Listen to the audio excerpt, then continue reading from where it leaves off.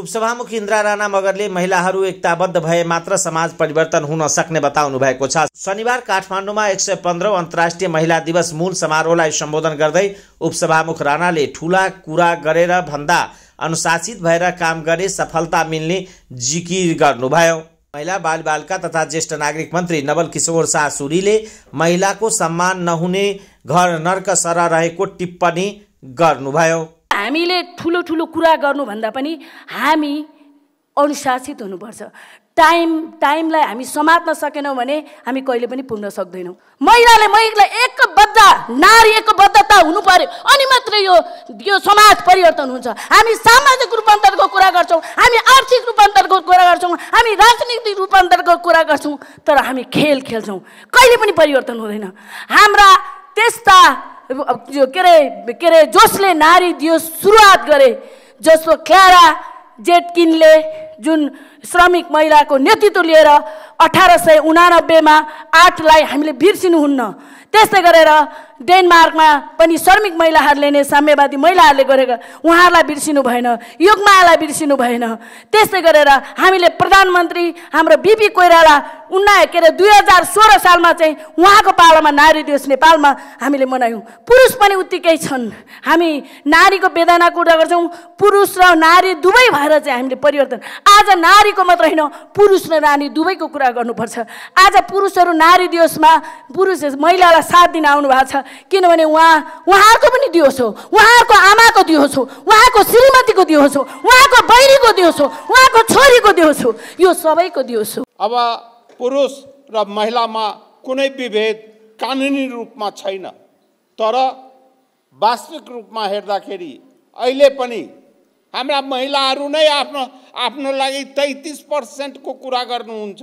हामीले त जहाँ पनि म 5 साल तपाईको मधेसमा सामाजिक विकास मन्त्री हुँदाखेरि त्यहाँ महिलाको लागि 50% सिट लोकसेवामा संसदबाट पास गराएर कानुन बनाएको।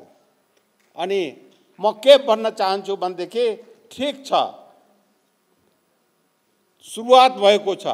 अहिले कहीँ 33% छ, कहीँ 41% छ, कहीँ हाम्रो प्रशासनमा हाम्रो सेवामा सरकारी सेवामा अहिले 28-29% छ। तर हाम्रो लक्ष्य 50% को हुनुपर्छ, कम्तीमा 50%। किनभनेदेखि मलाई जुन आँकडा मैले हेरेको छु त्यसमा 50% भन्दा बढी महिलाको उपस्थित यो पृथ्वीमा छ। हाम्रा दिदी बहिनी छोरीहरू यदि हिम्मत गर्यो भनेदेखि यो दिन दूर छैन जब हामी समानताको आधारमा अधिकार पनि पाउँछु र व्यवस्था पनि गर्छु। तर म के भन्न चाहन्छु, सायद यसमा धेरैजनाले मेरो कुरा सुन्नुभएको होला। म भन्छु, जुन घरमा महिलाको सम्मान छैन, आदर छैन, त्यो घर नरक हो। त्यो घरमा कहिले पनि श्री हुन सक्दैन, लक्ष्मीको वास हुन सक्दैन।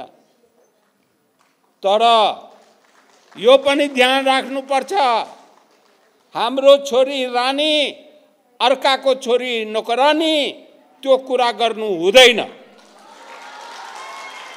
यदि तपाईं आफ्नो घरमा श्री हेर्नुहुन्छ, हेर्न चाहना राख्नुहुन्छ भनेदेखि अर्काको छोरीलाई पनि रानी बनाएर एउटा हथेलीमा राखेर अर्काको छोरीलाई पनि त्यो बुहारीको यस्तो कदर गर्नुहोस्, उसले पनि तपाईलाई आमा भनोस्, आमा जस्तो व्यवहार गरोस्। कानुन मात्रै पनि ठुलो रहेनछ, कानुनलाई कसरी बुझ्ने र त्यसलाई कसरी लागू गर्ने भन्ने कुरा प्रमुख कुरा हो। हामीले आन्दोलनबाट नेपाली महिलाहरूले मात्रै होइन, आन्दोलन यहाँ पुरुषहरूको पनि सहभागिता छ। कसले कहाँ जिम्मेवारी लियो भन्ने कुरा ठुलो कुरा होइन, त्यो जिम्मेवारी लिँदा त्यो पदमा रहँदा उसले के काम गर्यो भन्ने कुरा प्रमुख कुरा हो। हामी सँगै जान चाहन्छौँ। मैले महिलाहरूका महिलाहरूको सम्मानको कुरा गरिरहँदा सम्मान भनेर पूजा गरिरहनु पर्दैन, मात्रै अपमान नगरिदिनुहोस्। म यो आग्रह पनि गर्न चाहन्छु हरेक क्षेत्रमा, चाहे त्यो कर्मचारीको क्षेत्रमा होस्, चाहे हामी सुरक्षाकर्मीभित्रको होस्, चाहे हामी घरमा काम गर्ने मात्रै महिलाको कुरा होइन, यो त अफिसमा काम गर्ने महिलाहरूको पनि सम्मानको कुरा छ। सम्मान भनेको कामबाट होइन, हामीले हाम्रो नियतबाट सुरु गर्नुपर्छ। कसले काम के जिम्मेवारी लियो भन्ने कुराबाट होइन, हाम्रो नियत सफा गरेर हामीले हाम्रा महिलाहरूको सम्मान गर्न सकिन्छ, हामी सम्मानित हुन सकिन्छ। अरूलाई अपमान गर्नु भनेको मेरो चेतना छैन, म चेतनामा अगाडि छैन भन्ने कुराको प्रमाणित पनि हो। त्यसैले म सबैलाई आग्रह गर्न चाहन्छु, आज एक दिन मात्रै हामी यहाँ जुटेर हुँदैन।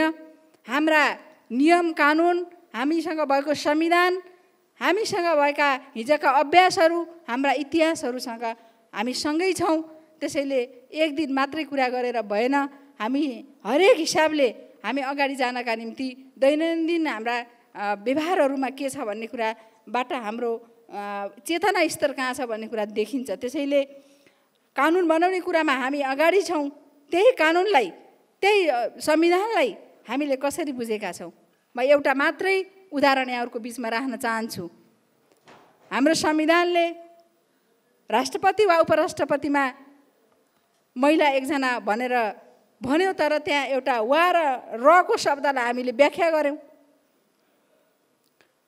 पालिकाको प्रमुख वा उपप्रमुखमा एकजना महिला अनिवार्य व्यवस्था त गऱ्यौँ, तर त्यसको व्याख्या हामी कसरी गरौँ? हुँदै जाँदा हामी अहिले कुन ठाउँमा पुगेका छौँ, यो एउटा उदाहरण मात्रै मैले भन्न खोजेँ। मैले भन्न खोजेको अर्थ संविधानमा र कानुनमा लेखिएका कुराहरूलाई ती हिजोका अभ्यास र कतिपय व्यवहारमा लागू हुँदाखेरि कसरी लागू गर्ने भन्ने कुराहरू सम्बन्धित निकायमा सम्बन्धित प्रतिनिधिको पनि हातमा हुँदो रहेछ। त्यसलाई सही ढङ्गले व्याख्या गर्ने या त्यसलाई बेठी ढङ्गले व्याख्या गर्ने भन्ने पनि हुँदो रहेछ। त्यसैले यस्ता कुराहरूमा समेत कानुनी हिसाबले त्यसलाई कानुनलाई कसरी लागू गर्ने भन्ने कुरा समेत तपाईँ हाम्रा हातमा छ। हामी जुन जुन ठाउँमा अहिले जिम्मेवारीमा छौँ, एउटा त्यही महिला आन्दोलनको इतिहासले महिला आयोग निर्माण भएको छ, महिला मन्त्रालय निर्माण भएको छ, त्यहाँ विभिन्न काम गर्ने क्षेत्राधिकारहरू छन्। त्यसैले म त्यो क्षेत्रमा बसेर काम गर्ने, हामी कानुन निर्माणको थलोबाट पनि हामीले विभिन्न खालका प्रस्तावहरू अगाडि बढाइरहेका छौँ।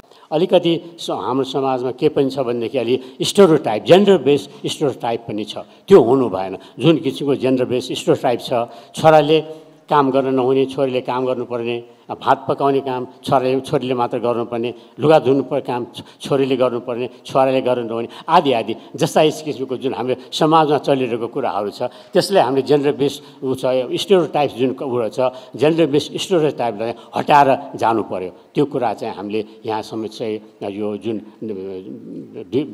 डिस्क्रिमिनेसन छ, विभेद छ, त्यसलाई हटाएर जानुपर्छ।